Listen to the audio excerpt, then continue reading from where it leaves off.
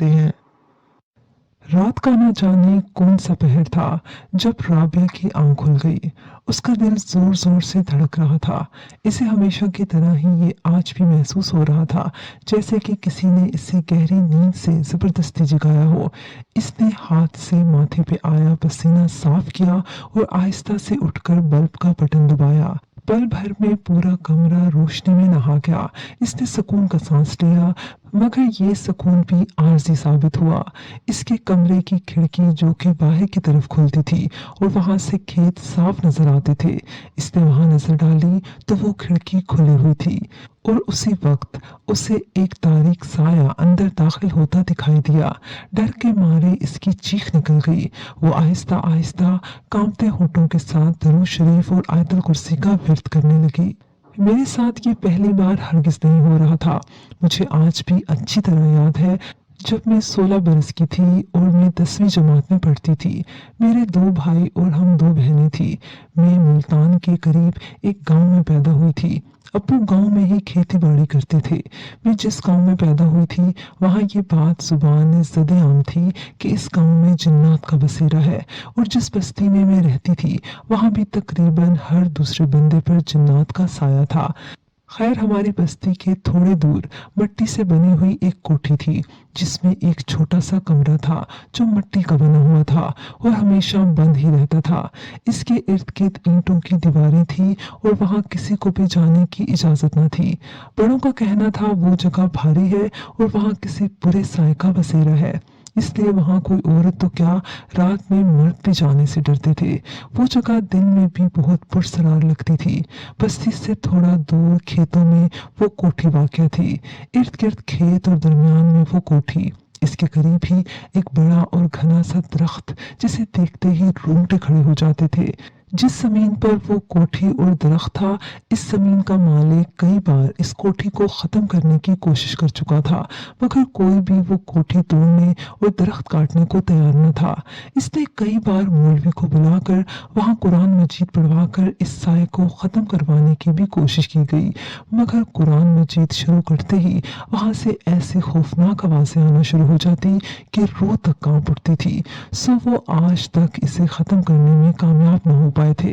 खैर, मुझे भी वहां जाने से मना किया गया था और मैं वहां जाती भी नहीं थी, मगर मेरी किस्मत मुझे वहां तक ले गई।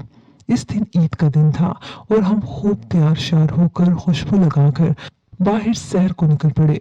मेरे साथ मेरी बहन और गांव की लड़कियां भी थी। हम घूमते घूमते पता नहीं कैसे इस जगह पहुंच गए, मगर किसी ने ध्यान ही न दिया और हम इस दरख्त के साए में बैठकर बातें करने लगे। इसी दौरान हमने जो मूंगफलियां ले रखी थी वो भी खत्म हो गई और फिर हल्की सी हवा चली और इसी दरख्त के पत्ते जोर से फड़फड़ाए। इस आवाज पर सब ने ऊपर देखा और सब ही खौफ से लरस गई। इस तरफ तो किसी ने ध्यान ही नहीं दिया था कि हम आखिर कहाँ बैठे हैं। फिर हमने आओ देखा ना ताओ एकदम भागना शुरू कर दिया और इन सब में मैं सबसे ज्यादा खौफजदा थी और पूरी जान लगाकर भागने की कोशिश कर रही थी कि एकदम जोर से गिरी और मेरी आंखों के आगे अंधेरा छा गया। जब मेरी आंख खुली तो मैं अपने घर में थी। मैंने सुकून का सांस लिया कि अगर मैं अभी भी वहां होती तो मर चुकी होती, मगर फिर जो मैंने सुना मेरे होश उड़ गए। राबिया, तुम्हें पता है तुम पूरे 2 दिन बाद होश में आई हो। हम सब कितना डर गए थे जब तुम बेहोश हो गई थी और मैं भागकर घर से अब्बू और मामू को बुलाकर लाई थी, मगर हम वहां पहुंचे तो तुम जमीन की बजाय ऊपर दरख्त पर लटकी हुई थी और अब होश में आ रही हो। ये सब सुनकर मैं तो बहुत डर गई, मगर फिर सब मुझे खुश रखते तो मैं भी सब कुछ भूलती चली गई। इसके बाद कई बार मैंने एक काला स्याह साया देखा था जो कि मेरे कमरे में खिड़की के पास से अंदर आता मुझे दिखाई देता था, और फिर मुझे ये भी महसूस होने लगा था जैसे कोई हर वक्त मेरे आसपास मौजूद रहता है। और फिर आहिस्ता आहिस्ता मुझे इसकी आदत होती चली गई। तन्हाई में मैं इससे बातें करने लगी। तुम जो भी हो, मुझे नजर तो नहीं आते, मगर मुझे पता है अल्लाह की एक खास करम है मुझ पर, इसलिए तुम हर वक्त मेरे करीब रहते हो। तुम बहुत अच्छे हो, हमेशा मेरे पास ही रहना। मैं बस ऐसे ही कह दिया करती थी। कभी ये वहम गुमान में भी न होता था कि मैं इससे बातें करके अपने लिए कितनी मुश्किलें खड़ी कर रही हूँ। मैं तो ये भी ना सोचती थी कि वो क्या है, बस ये सोचती कि मेरा वहम है। फिर असल हकीकत तो तब पता चली जब मैं 16 बरस से 20 साल की हो गई और मेरी शादी तय हो गई। इस दौरान मैं बहुत ही खुश थी, मगर एक रात वो हुआ जो मैं कभी सोच भी ना सकती थी। उस रात मैं सोई हुई थी। रात का तीसरा पहर था जब एक तेज हवा का झोंका आया और मेरी आंख खुल गई। मैंने खिड़की की तरफ देखा जहां से वो साया अंदर दाखिल हो रहा था। इस रात पहली बार मुझे इससे खौफ आया था। फिर वो साया आहिस्ता से चलता हुआ मेरे करीब आया और मैं सुन्न होकर रह गई। इस दौरान सिर्फ मुझे ये एहसास हुआ था कि वो साया इंसानी शक्ल इख्तियार कर चुका था और मुझे ऐसा महसूस हो रहा था कि मैं जैसे अपनी मर्जी से हिल भी ना पा रही हूँ। फिर मैंने खुद को ये कहते हुए सुना था, तुम हमेशा से मेरे साथ रहे हो और मैं सिर्फ तुम्हारी हूँ, सिर्फ तुम्हारी। फिर वो इसी रास्ते से बाहर निकल गया जैसे आया था। अगली सुबह मेरी तबीयत अजीब सी थी, ना खाने में दिल लगा और ना ही घर के किसी काम में। पता नहीं कैसे, मगर अब मुझे ये एहसास हो गया था कि कुछ तो है मेरे साथ और मैंने ये बात अब तक किसी को ना बताई थी। अगली रात फिर वही हुआ था, मगर अब ये बात छुपी नहीं रह सकती थी और पूरे घर को मेरी कैफियत पता चल गई थी। इस रात भी मैं अपने कमरे में अपनी छोटी बहन के साथ सोई थी, क्योंकि अब बकौल अम्मा की तेरी शादी होने वाली है, इसलिए अब अकेली न सोया कर। रात का न जाने कौन सा पहर था जब खिड़की खुलने की आवाज आई और मेरी दोनों आंखें खुल गई। दिल जोर जोर से धड़कने लगा और मैं डर से कांपने लगी। मगर मैं आहिस्ता से उठी और खिड़की की जानिब जाने लगी और खिड़की के सामने जाकर खड़ी हो गई। रात के अंधेरे में वो कोठी और दरख्त दिखाई तो ना देने चाहिए थे, मगर वो दोनों में आसानी से देख सकती थी। मुझे ऐसा लगा जैसे कोई मुझे अपनी तरफ खींच रहा हो। मैं आहिस्ता से मुड़ी और बिना पलकें झपकाए घर से बाहर निकलकर खेत की तरफ जाने लगी। इसके बाद मुझे तो कुछ याद न रहा, मगर मेरी बहन ने बताया था कि इसकी आंख खुल गई थी और इसने खिड़की से मुझे खेतों की जानिब जाते देखा था। वो सबको जगाकर मेरे पीछे ले आई। मैं आहिस्ता से इस दरख्त के नीचे गई और इसे गले लगा लिया। मेरे घर वाले ये देखकर बहुत डर गए थे। सबने मिलकर मुझे इतना जोर से खींचा, मगर पता नहीं मुझ में इतनी ताकत कहाँ से आ गई थी कि मैं एक इंच भी न हिली। फिर थोड़ी देर बाद मैं जमीन पर बैठकर जोर से हंसती हंसती बेहोश हो गई। सुबह आंख खोली तो कुछ याद न था, मगर मेरे जिस्म की एक एक हड्डी दुख रही थी। सुबह होते ही अब्बू पीर साहब को बुलाकर ले आए थे। इन बाबा का नाम तो मुझे याद नहीं, मगर वो बहुत ही काबिल हस्ती थे। पूरा गांव इनकी बहुत इज्जत करता था। खैर, इसी सुबह ये जाहिर हो गया कि मेरे ऊपर कोई साया है। घर वाले बेहद परेशान हो गए थे और मेरे ससुराल वाले, जो कि रिश्ते में मेरी फूफा और फूफी लगते थे, वो भी बहुत परेशान थे। और जब तक ये जाहिर नहीं हुआ था कि मेरे ऊपर कोई साया है, तब तक मैं इतनी नहीं डरती थी। मगर अब तो हर मोड़ पर डर मेरे साथ साथ था और अब मैं पहले जैसी वाली राबिया भी ना रही थी। अब तो मैं कोई 100 साल की बीमार बूढ़ी दिखाई देने लगी थी। वॉशरूम तक मैं चलकर नहीं जा सकती थी। फिर वो पीर जी आए और इन्होंने बताया कि सादगी से मेरा निकाह कर देना चाहिए, मगर क्योंकि फूफी को भी सब पता था, इसलिए वो भी बहुत परेशान हो गई।